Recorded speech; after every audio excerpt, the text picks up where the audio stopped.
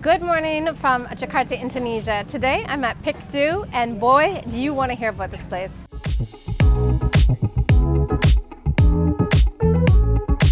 It's a sunny day here in Jakarta, and I'm here with Aloy, and we are checking out Piktu. Now let me tell you about this place because it's actually fascinating. So about a decade ago, Jakarta needed more room, but there was no more room because it's bordered by the ocean. And so the government decided, hey, we don't need all that ocean. It's so big. Why don't we put some land on top of it and create land? And that's what they did. And so that became an area which was used for storage, for offices, and also very expensive land to have a house because it's not a lot of space. And so the wealthy wanted more space. And then a few years ago, they decided that was so successful, let's build Piktu. Piktu is a wealthy area, primarily Chinese developers, investors, and it is a series of high-end stores, restaurants, and then this area, which is kind of like a big outdoor food court, except really expensive. So many restaurants here. Now, Aloy has never been here, and obviously neither have I, and so we're gonna check it out. But I just find the place so interesting because I'm thinking, how many people can afford to go here? How many people here are wealthy in Jakarta? I guess we're gonna find out.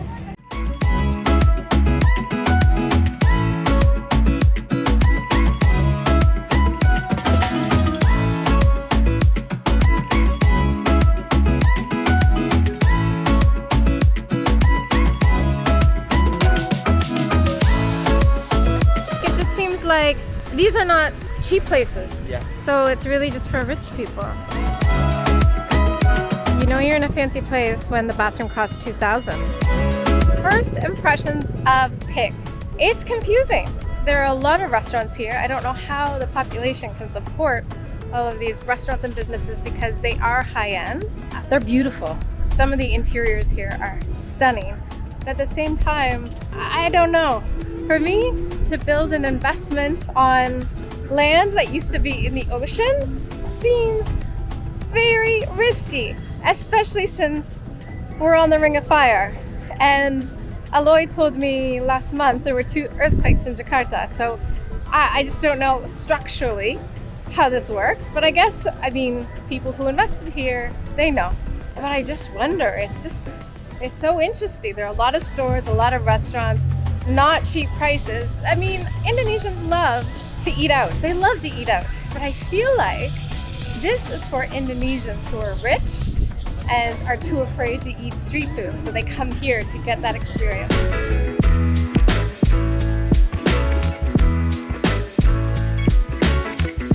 I have to admit, my first impression is I'm uncomfortable with the idea of this place. I don't have a background in environmental engineering, but I can already see they are expanding.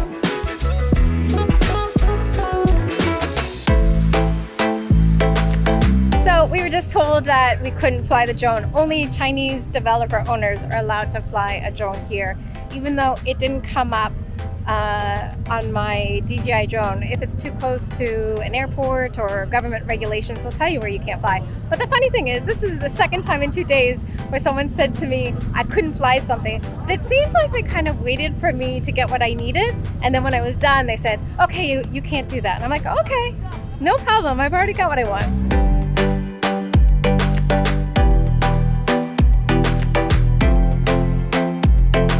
All right, so we made it down to the pagoda and it's beautiful. These are fake, but still, as Aloy says, artificial. They're quite nice. Behind me, you can see people praying. It is very busy here.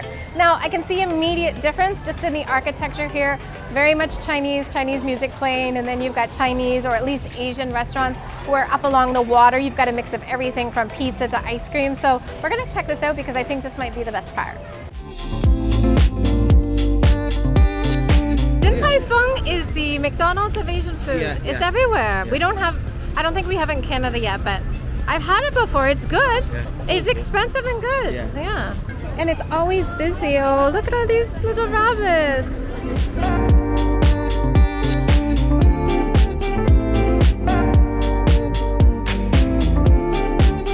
I find it odd that Batavia, which is the old name for Jakarta when the Dutch colonized, is still found throughout.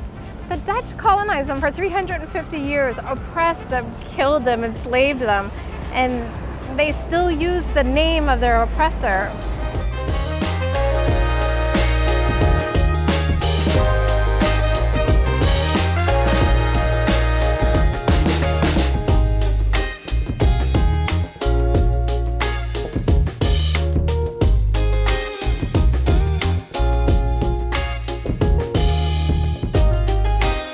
Stopped to eat. Before I get to what we're eating, let me share a fun fact. Do you know that 74% of the people who watched my last video are not subscribed? So if you love travel and food, I would love it if you would subscribe to my channel. It means a lot to me. Alright, so Aloy told me that every year for Chinese Lunar New Year, the week leading up to it, it's raining, and then the day of it, it's so nice. And that's exactly what it's like here. And so we actually decided, because he is Catholic, that we would take advantage of being in a Chinese area. So we're having two things hard to find elsewhere, and that is pork and beer. We're going to try this Anchor beer. And then also we got potier, which is a Chinese dumpling with pork and shrimp. Very similar to the sweet kiao that we had in Chinatown in a previous video, but ingredients are the same, they cook it differently. So the sweet kiao is a steamed dumpling.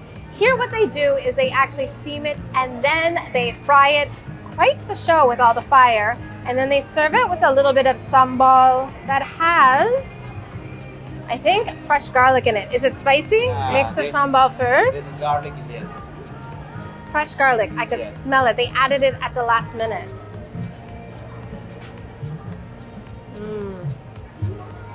Really good. Some beer. Having dumplings, beer, good weather. I have to say, Pick 2 grew on me. When I first got here and we just went along the river, I just thought, oh, this place is not that nice. But this little area right here, I would say it's just like a really nice food market, like a outdoor food court area. A lot of people here, interesting food. It was hard for us to narrow down, but when beer and pork is hard to find, you gotta go with it. Aloy actually got the Anchor as well, but his is lychee and he let me try it. It is so good. It's very light and refreshing.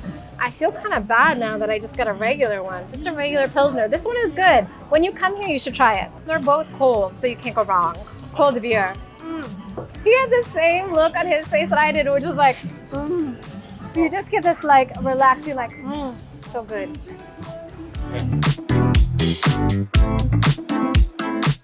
All right, and with that, we're going to end this video on Pick 2 Chinese Lunar New Year. Hope everyone had a great holiday. So Aloy actually walked around and saw that a lot of the prices here were very reasonable. Just a little bit more expensive than you would pay on the street, but I would say this is probably best described as a food hall, food market, upscale, outdoor food court. The price of beer was what you would find in town. And the price of food was actually just a little bit more expensive, but it's nice. Yeah, regular price and a really great spot to spend the day. So see you in the next video. I think we are headed to the beach.